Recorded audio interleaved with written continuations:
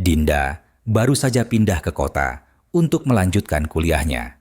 Ia mencari tempat kos yang murah dan nyaman, hingga akhirnya menemukan sebuah rumah kos bernama Kos Melati. Letaknya cukup strategis, tidak terlalu jauh dari kampus, dan harganya sangat terjangkau.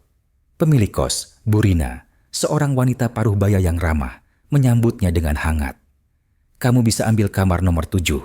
Itu satu-satunya kamar yang masih kosong," katanya sambil tersenyum.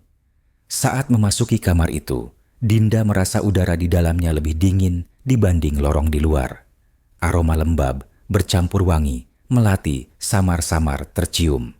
Namun, karena lelah setelah seharian mengurus kepindahannya, Dinda tidak terlalu memikirkannya. Malam pertama di kos Melati berjalan normal. Namun, menjelang pukul 2 dini hari, Dinda terbangun karena mendengar suara seperti langkah kaki di luar kamarnya. Saat ia mendengarkan lebih saksama, suara itu seakan berasal dari dalam dinding. Krik, krik. Dinda menahan napas. Ia mencoba berpikir logis, mungkin hanya suara tikus atau kayu yang lapuk. Ia menutup telinga dengan bantal dan mencoba kembali tidur. Namun, saat hampir terlelap, ia mendengar suara lain. Kali ini, suara seorang perempuan berbisik lirih. "Pergilah, pergilah dari sini." Dinda terkejut.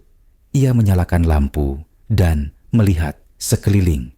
Kosong, tidak ada siapa-siapa. Keesokan paginya, Dinda menceritakan kejadian semalam kepada teman sekamarnya, Lala, yang sudah lebih dulu tinggal di sana.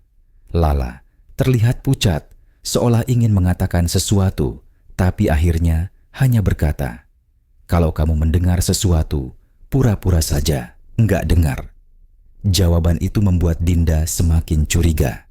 Malam-malam berikutnya, kejadian aneh terus berulang. Suara bisikan, langkah kaki, bahkan terkadang ia merasakan ada yang mengawasinya dari sudut kamar.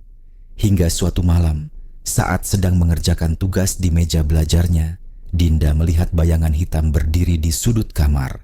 Ia tertegun.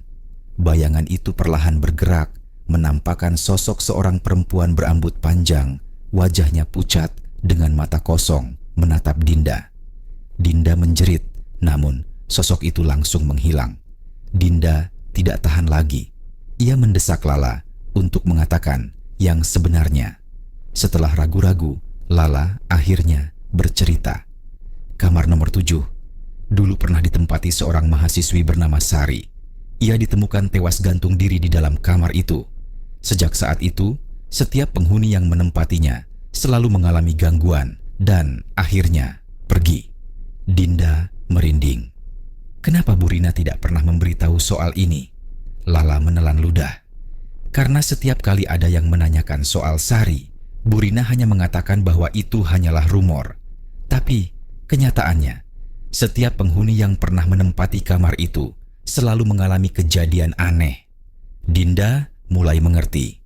Wangi melati yang ia cium, suara bisikan, dan bayangan hitam itu mungkin adalah arwah Sari yang masih menghantui kamar tersebut.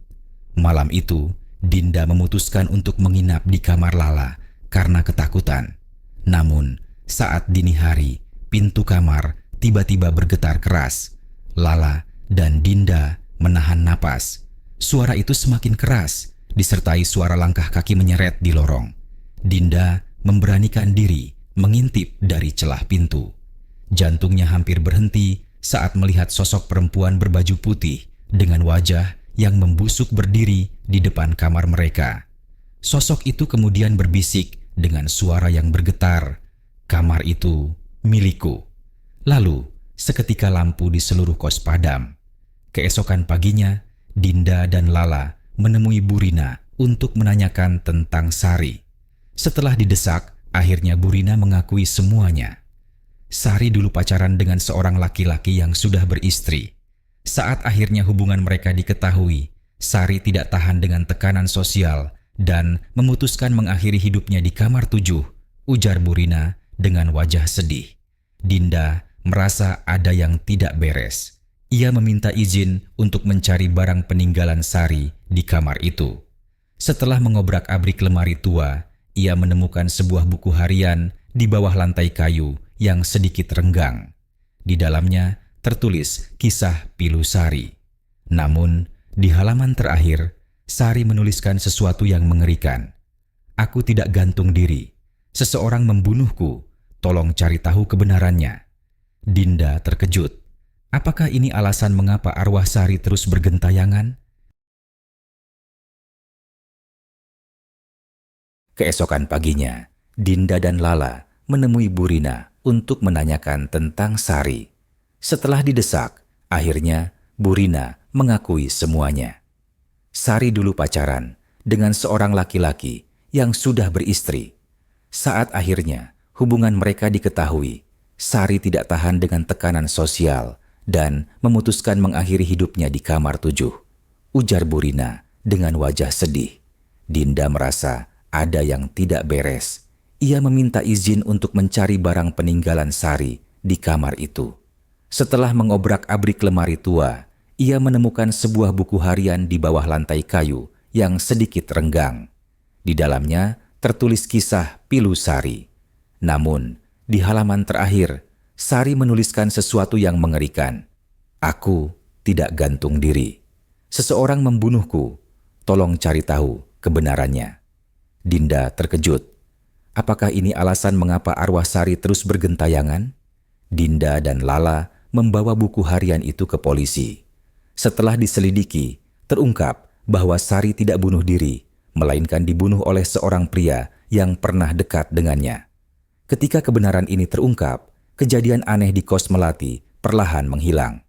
Tidak ada lagi bisikan, suara langkah kaki, atau bayangan hitam. Seolah-olah arwah Sari akhirnya bisa tenang setelah kebenaran terungkap. Dinda memutuskan untuk pindah dari kos itu. Namun, sebelum pergi, ia menyalakan lilin dan berdoa di kamar nomor 7.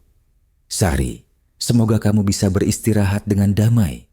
Angin berhembus lembut dan untuk pertama kalinya sejak Dinda menempati kamar itu, ia merasakan kehangatan yang menenangkan.